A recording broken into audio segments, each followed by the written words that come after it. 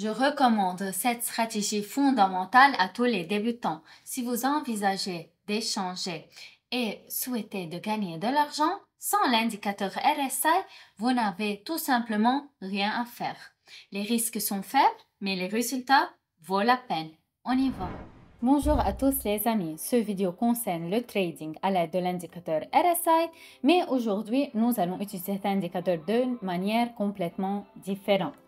Vous savez sûrement de quel type d'indicateur il s'agit, vous avez regardé évidemment plus d'une vidéo, peut-être même plus d'une douzaine de vidéos, mais dans cette vidéo je vais vous montrer comment j'utilise cet indicateur et d'une manière totalement non standard.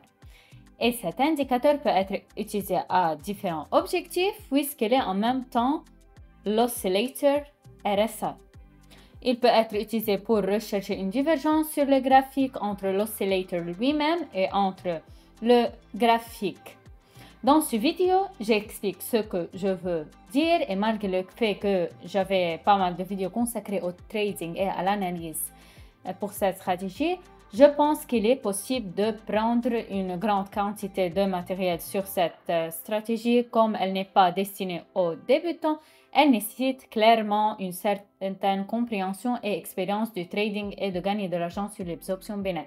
Par conséquent, si vous êtes débutant, je vous conseille simplement de vous familiariser, mais de le mettre en pratique, je le recommande uniquement aux personnes qui maîtrisent déjà les compétences du trading d'options binaires.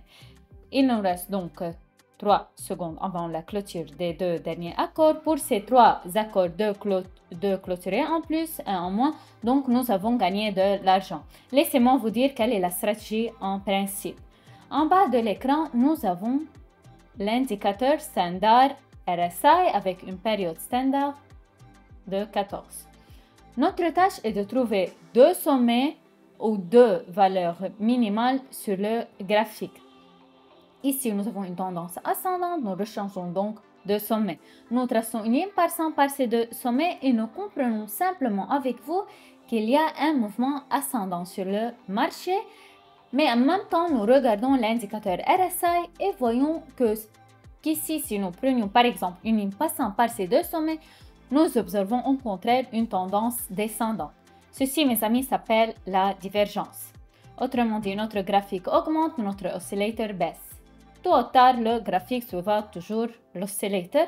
Donc, bien sûr, nous prenons des risques ici, mais nous échangeons contre la tendance et nous captons juste cette correction qui nous permet de réaliser des bénéfices. Ceci, bien sûr, n'est pas un exemple idéal. Je cherchais un accord pour que ce soit plus clair. De plus, en utilisant cette stratégie, nous pouvons travailler pour une augmentation. Pour cela, par exemple, comme dans cette situation, nous cherchons pour la deuxième fois 2 fonds sur le graphique. Autrement dit, nous avons ici le premier fond, ici nous avons le deuxième fond local. Nous voyons que le graphique chute, mais en même temps, notre oscillateur reste soit immobile, soit en croissance, par exemple. C'est-à-dire que nous pouvons avoir un oscillateur comme celui-ci et nous comprenons que, par exemple, que nous n'avons pas au moins mis à jour sur l'oscillateur. Donc, il apparaît ici spécifiquement à cet endroit. Il y a une divergence entre le graphique et l'oscillateur. Et dans cette situation, lorsque le deuxième fond est formé, nous appuyons sur le bouton d'achat car le graphique suivra toujours l'oscillateur. C'est l'exemple le plus évident. Ici, nous avons 2 accords pour aujourd'hui. Un pour une augmentation et le deuxième pour une diminution. Alors, échangeons et essayons de gagner quelques $1000 aujourd'hui. Nous nous préparons à ouvrir un pari sur une diminution. En principe, je pense que nous pouvons déjà entrer dans le premier accord. Si une perte est reçue, nous entrerons alors la somme restante. Mais pas sur le dépôt, mais simplement doubler le pari et essayer de couvrir la perte.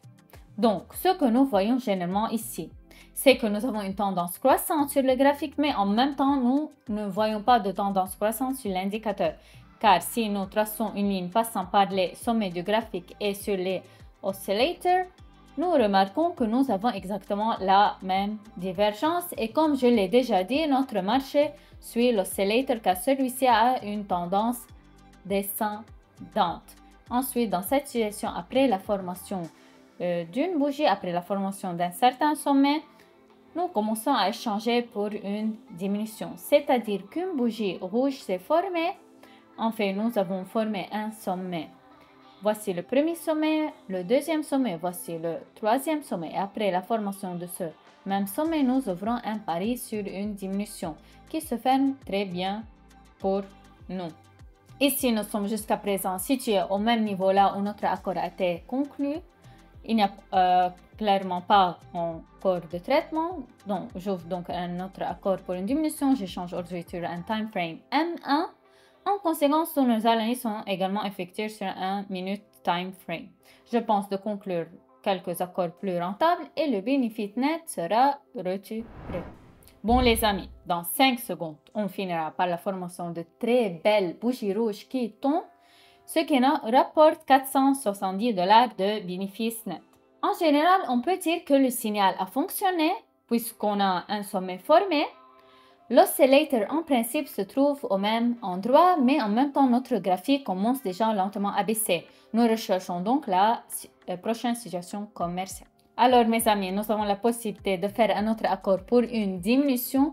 La situation ici bien sûr n'est pas très évidente. J'aimerais trouver pour vous de vrais exemples d'un accord pour une augmentation, mais dans la pratique il arrive qu'en gros selon cette stratégie, environ 80% des accords seront pour une diminution car le plus souvent les écarts entre le graphique et les oscillators sont formés précisément aux valeurs maximales et non aux valeurs minimales. Eh bien, ici, analysons également la situation. Nous regardons spécifiquement le corps des bougies, mais pas sur l'ombre. Nous pouvons donc ici dire que notre graphique chute. Si nous traçons une ligne non pas à partir de l'ombre, c'est-à-dire pas à partir d'ici, mais à partir des corps des bougies japonaises. Alors que l'oscillator, comme nous le voyons, n'est pas mis à jour la valeur minimale. Et un si petit écart latéral s'avère. Pour être honnête, je ne sais même pas s'il peut s'agir d'un signal à part entière, mais en fait, nous avons tout à fait nous-mêmes correctement. Autrement dit, nous avons mis à jour le niveau ici. Peut-être que notre prix minimum n'est pas été mis à jour, mais si nous activons les graphiques linéaires, c'est la façon la plus simple de le faire. Nous verrons ici une telle image que nous formons un mouvement descendant le long du corps de la bougie. Mais comme je l'ai déjà dit, sur l'oscillator, on voit clairement que par exemple sur cet endroit, nous avons ce détroit, nous avons le minimum de l'oscillator et il s'est formé plus haut que le minimum qui était ici. Donc c'est aussi un petit écart, aussi un signal pour une augmentation pour acheter et bien nous avons gagné beaucoup d'argent avec cela. Alors mes amis, j'ai enfin trouvé pour vous un très bon exemple de divergence pour une augmentation que nous voyons ici. Nous constatons qu'il y a un net mouvement descendant sur le graphique puisque nous avons mis à jour le précédent minimum des prix. Mais en même temps, notre oscillator RSI est dans une tendance ascendante. Cela nous signale un écart entre le graphique et l'oscillator, mais en principe, nous pouvons essayer ici de prendre une position pour une augmentation. Si le premier accord se clôture en moins, alors nous jouons prudemment. Peut-être, même maintenant, j'ouvre 2 paris sur une augmentation afin d'avoir plus de chances de gagner dans cette situation. Même si cela pourrait fonctionner que jusqu'à 3 accords qui clôturent en plus, je vous suggère de simplement regarder ceci. Eh bien mes amis, jusqu'à présent, je suis ravie du développement de cette stratégie. Les vidéos de trading d'aujourd'hui, nous avons beaucoup d'accords rentables. Dans quelques secondes, un autre accord sera clôturé. Eh bien sûr, cela s'est avéré être une situation controversée, mais le plus important est que nous ayons capté la réaction pour une augmentation. Je pense que le marché va croître. Cela prend un peu de temps. Je propose maintenant de procéder directement au retrait des fonds. Aujourd'hui, nous avons très bien gagné, plus de $2000, bien que littéralement 15 à 20 minutes se soient écoulées depuis notre échange.